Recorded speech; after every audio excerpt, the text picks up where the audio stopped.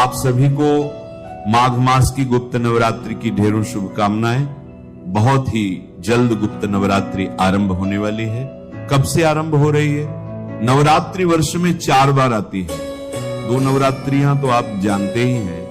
एक जिससे नव संवत्सर की शुरुआत होती है, जो चैत्र मास में आती है तो चैत्र नवरात्रि कहलाती है। दूसरी आश्विन मास में आती है, आश्विन कहलाती है।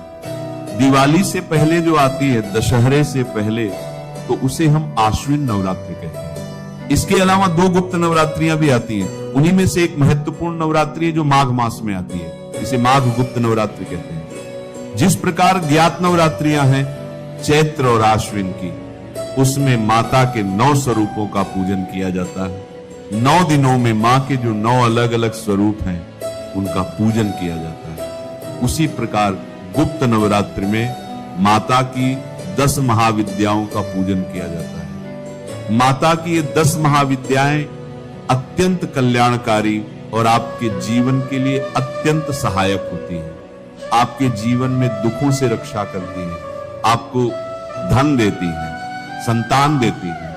ये वो महाविद्याएं हैं जिनके आशीर्वाद से आपका जीवन चलता है। तो इन महाविद्याओं की पूजा कैसे करनी चाहिए? किस दिन कौन सी महाविद्या की पूजा की जाएगी, ये अभी आपको बताएंगे। इसके अतिरिक्त प्रतिदिन की जो पूजा विधि है, जब नवरात्रि शुरू होगी तो हम प्रतिदिन की पूजा विधि भी बताते हैं आपको कि कल माता के किस महाविद्या का पूजन होगा। यह इनका स्वरूप है और इस विधि से आपको पूजन करना है। इस प्रकार का मंत्र है, क्या भोग है, क्या पुष्प है, क्या रंग है, वो सब हम आपको प्रतिदिन बताते रहेंगे। यहां बताते हैं आपको कि कौन सी वे महाविद्याएं हैं जिनका आपको पूजन करना है और कौन कौन से वह कर्म हैं जो आपको प्रथम दिन से शुरू करने हैं। पहले के समय में जब जानकारी नहीं थी तो ये जो गुप्त नवरात्रि है, इनका भरपूर लाभ केवल वही लोग लेते थे जिन्हें हम तांत्रिक कहते हैं, क्योंकि वह तांत्रिक क्रियाएं करते थे और महाविद्याओं को प्रसन्न करके अपने तंत्र मंत्रों को सिद्ध करते थे। लेकिन जैसे जैसे शास्त्रों की जानकारी होने लगी तो अब ये आम आदमी को भी इसकी जानकारी होने लगी है। और ये जो दिन होते हैं माता के नवरात्रि के, ये केवल तांत्रिकों के लिए नहीं है। शास्त्र कहते हैं हम सभी साधारण जो मनुष्य हैं, जो आम जीवन जीने वाले हैं, उनके लिए भी अत्यंत शुभ फलदायी होते हैं। यदि हम विधि विधान से माता के पूजा पाठ करते हैं, जिस प्रकार हम अन्य नवरात्रि में पूजा पाठ करते हैं, उसी प्रकार इन 9 दिनों में भी विधि विधान से पूजा पाठ करते हैं, नियमों का पालन करते हैं, तो आपको अवश्य ही इसके शुभ परिणाम प्राप्त होते हैं। माता रानी प्रसन्न होती है। बात आती है कि क्या कर्म है जो आपको करने चाहिए इन 9 दिनों में। जब गुप्त नवरात्रि आरंभ होगी तो प्रथम दिन पर आपको कलश स्थापित करना चाहिए, जैसे कि आप अन्य नवरात्रि में भी करते हैं। माता की चौकी लगानी चाहिए, विधि विधान से चौकी स्थापित करनी चाहिए। आप अखंड ज्योत जला सकते हैं, 9 दिन के लिए ज्योत जला सकते हैं। आप ज्वार बो सकते हैं, खेतड़ी जो बोई जाती है, ज्वार बोई जाती है, वह बो सकते हैं। फिर आपने 9 दिन का नियम धारण करना होता है। चाहे आप महाकवच प्रतिदिन सुनने का नियम लीजिए, दुर्गा सप्तशती पढ़ने का या सुनने का नियम लीजिए, या माता की चालीसा पढ़ने का नियम लीजिए। जो भी आप करना चाहते हैं वह नियम धारण कर सकते हैं। जो विधि विधान से आरंभ होगी, प्रथम नवरात्रि पर आप आरंभ करेंगे और अंतिम दिन पर हवन सहित हम इसको पूर्ण करते हैं। सभी अध्याय जो हैं दुर्गा सप्तशती के, वो आपको सुनाए। संपूर्ण दुर्गा सप्तशती विधान से यहां पर पूर्ण होती है, तो आप उसे प्रतिदिन सुनने का नियम ले सकते हैं। प्रतिदिन का अध्याय सुने और अपने नियम को पूर्ण करें। दुर्गा रक्षा कवच बड़ा ही कल्याणकारी होता है। एक प्रकार से ये जागृत कवच है। अगर आप इसे प्रतिदिन पढ़ते हैं या सुनते हैं तो इसका प्रभाव आपको स्वयं ही देखने को मिल जाएगा। आप इसे नवरात्रि में 9 दिन अवश्य सुनिए। आप दुर्गा रक्षा कवच प्रतिदिन सुनने का नियम ले सकते हैं। बहुत कल्याणकारी और बहुत ही प्रभावी है। ये वह कवच है जो सदा आपकी रक्षा करता है, बुरी शक्तियों से रक्षा करता है, बुरी नजर से रक्षा करता है, नकारात्मक ऊर्जाओं से रक्षा करता है। इसीलिए आपको दुर्गा रक्षा कवच अवश्य ही सुनना चाहिए, धारण करना चाहिए। ये वो कर्म है जिनको आप इन 9 दिनों में कर सकते हैं। अब प्रश्न उठता है कि आपको करना क्या है।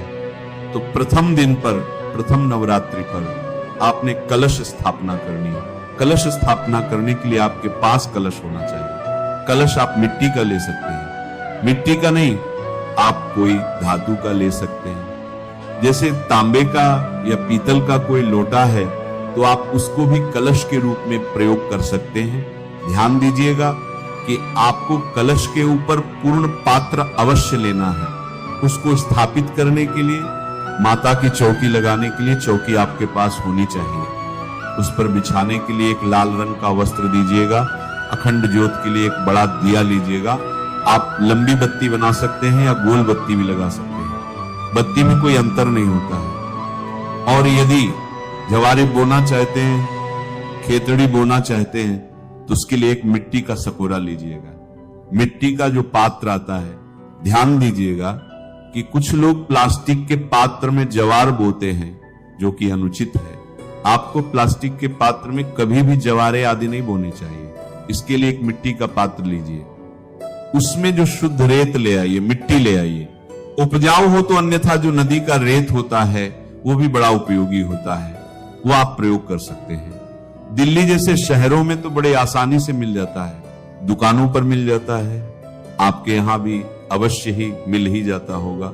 माता को अर्पित करने के लिए एक चुनरी होगी जो आपको पहले से लाकर रखनी होगी।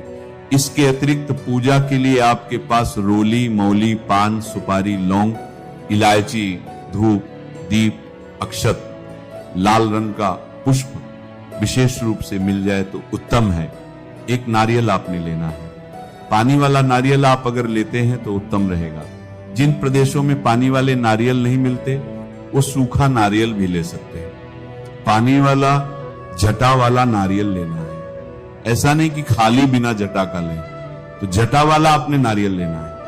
पान के पत्तों की अगर हम बात करें तो प्रतिदिन की पूजा में एक एक पान का पत्ता प्रयोग होगा। उसके अनुसार आपने पान के पत्ते रखने हैं। और प्रतिदिन की पूजा में 2-2 लौंग, 2-2 इलायची और एक एक सुपारी का प्रयोग होना है। अब बात आती है कि जो कलश होगा, कलश में हमें क्या क्या वस्तुएं डालनी है, उसके लिए क्या है। कलश में डालने के लिए एक चांदी का सिक्का आपके पास हो तो बहुत उत्तम है। चांदी के सिक्के के अतिरिक्त थोड़ी सी दूर्वा लीजिएगा। एक हल्दी की गांठ ले लीजिएगा और सुपारी ले लीजिएगा। थोड़े से अक्षत चाहिए। ये सामग्री है जो आपने कलश के भीतर डालनी है। ये सारी सामग्री आपने नवरात्रि से एक दिन पूर्व ही लाकर रख लेनी है, जिससे कि आप विधि विधान से इसकी स्थापना कर सकें।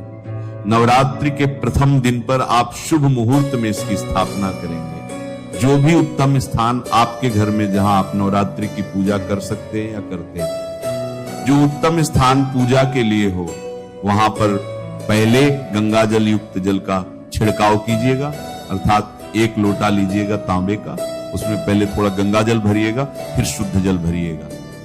फिर जहां भी बैठकर आपने पूजन करना है, चौकी आदि लगानी है, उस स्थान पर पुष्प के माध्यम से उस लोटे में से जल के छींटे दीजिएगा। उस स्थान को पवित्र करने के लिए वो जो सामग्री आप लाए हैं पूजा के लिए, उस सारी सामग्री को भी वहां रखिए और उस पर भी छींटे दीजिएगा। हम मंत्र पढ़ते हैं, इससे वह सामग्री और वह स्थान शुद्ध हो जाएगा, पवित्र हो जाएगा। अपवित्र पवित्रो वा सर्वावस्थांगतोपि वा यह स्मरेत पुंडरीकाक्षं स बाह्याभ्यंतरः शुचिया। इस प्रकार से जल के छींटे देकर आपने उस स्थान को शुद्ध किया है, पवित्र किया है, सामग्री को शुद्ध किया है, पवित्र किया है। अब आप उस स्थान पर चौकी को बिछाइए। चौकी पर लाल रंग का वस्त्र बिछाइए। मां आदि शक्ति की तस्वीर आपके पास है या प्रतिमा है तो उसको स्थापित कीजिए। उनके सामने कलश को रखेंगे। कलश को रखने से पहले ध्यान दीजिएगा, कलश के नीचे आपने थोड़ी सी या तो चावल रखने हैं या तो गेहूं रखने हैं। उसके ऊपर कलश स्थापित करना है। कलश के भीतर पहले थोड़ा गंगा जल भरिएगा, फिर शुद्ध जल भरिएगा। फिर जो मैंने वस्तुएं आपको बताई हैं कलश में डालने की, वो सब वस्तुएं डालिएगा। पूर्ण पात्र उसके ऊपर रखिएगा। पूर्ण पात्र में थोड़े से गेहूं या चावल रखने हैं, खाली नहीं छोड़ना है पूर्ण पात्र को। और उसके ऊपर हमने रख देना है नारियल, नारियल जटा वाला नारियल होगा, उस पर या तो चुनरी लपेट लीजिएगा या फिर आप मौली है मौली लपेट दीजिएगा और उसके बाद उस नारियल को वहां पर रखेंगे।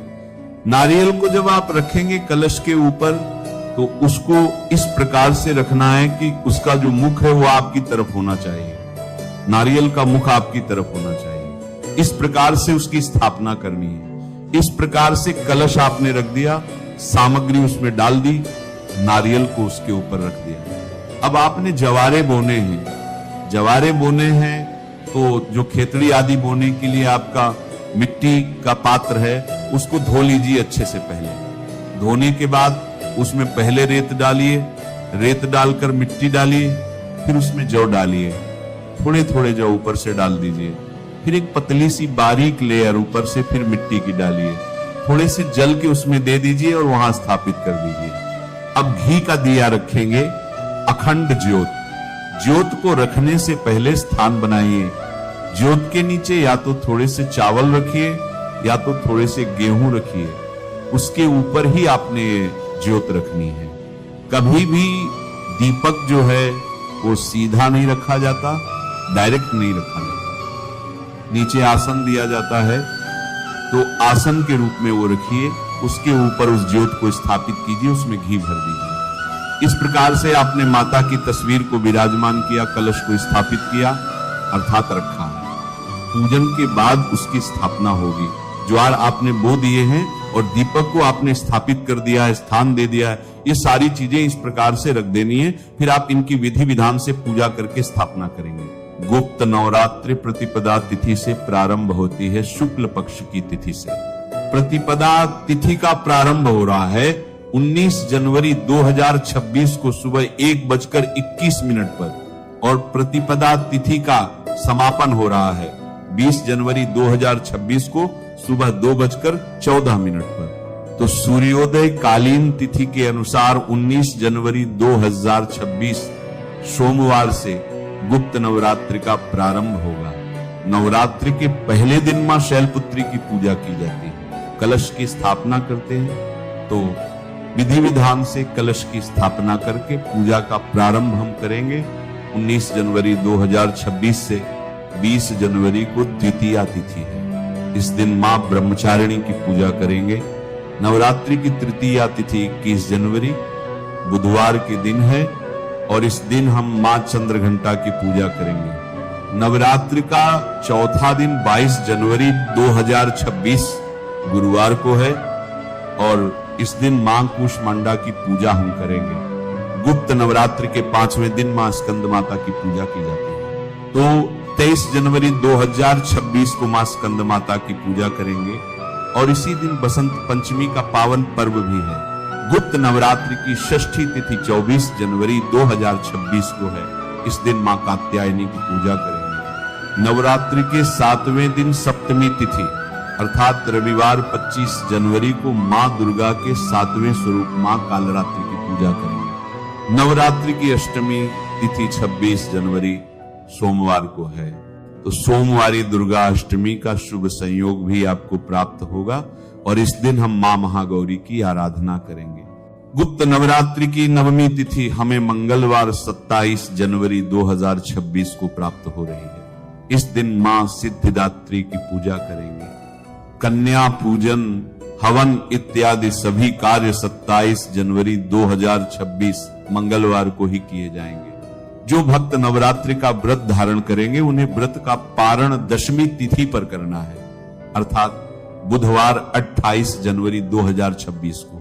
इस प्रकार नवरात्रि का प्रारंभ 19 जनवरी 2026 को होगा और इसका समापन 27 जनवरी नवमी तिथि पर होगा। दशमी तिथि को व्रत का पारण किया जाएगा। जो भक्त व्रत करेंगे उनके लिए 28 जनवरी व्रत के पारण का दिन होगा। वैसे आप चाहें तो 27 जनवरी को भी कन्या पूजन, हवन इत्यादि करने के बाद व्रत का पारण कर सकते हैं। कलश स्थापना का शुभ मुहूर्त, नवरात्रि के पहले दिन कलश की स्थापना करनी है तो शुभ मुहूर्त इस प्रकार है कलश की स्थापना आप सुबह सूर्योदय के बाद सुबह 7:14 से सुबह 8:34 तक कर सकते हैं। सुबह 8:34 से राहु काल प्रारंभ हो जाएगा और राहु काल में कोई भी शुभ कार्य नहीं किया जाता। इसलिए यदि आप सुबह कलश स्थापना करना चाहते हैं तो सूर्योदय से पहले सारी तैयारी करके रखें और सुबह 7:14 से 8:34 के बीच कलश की स्थापना कर लें। यदि किसी कारणवश इस समय में कलश की स्थापना नहीं कर पाते हैं तो आप अभिजीत मुहूर्त में कलश की स्थापना कर सकते हैं। अभिजीत मुहूर्त का समय है दोपहर 12:11 से दोपहर 12:53 तक। इस समय में भी आप विधि विधान से कलश की स्थापना कर सकते हैं। कलश की स्थापना नहीं करते हैं, किसी भी कारणवश अगर आप कलश की स्थापना नहीं कर रहे हैं तो भी आपको प्रतिदिन पूजा अवश्य करना है। मतलब सुबह और शाम आप पूजा कीजिए, भोग लगाइए, माता रानी को आरती कीजिए, मंत्रों का जप जरूर कीजिए और उपाय आप कर सकते हैं। चाहे फिर आप कलश की स्थापना नहीं भी करते हैं तो भी आप सभी उपाय कर सकते हैं। नमः शिवाय। श्री महालक्ष्मी नमः। नमो भगवते वासुदेवाय। जय मां सरस्वती। जय श्री कृष्ण। राधे राधे।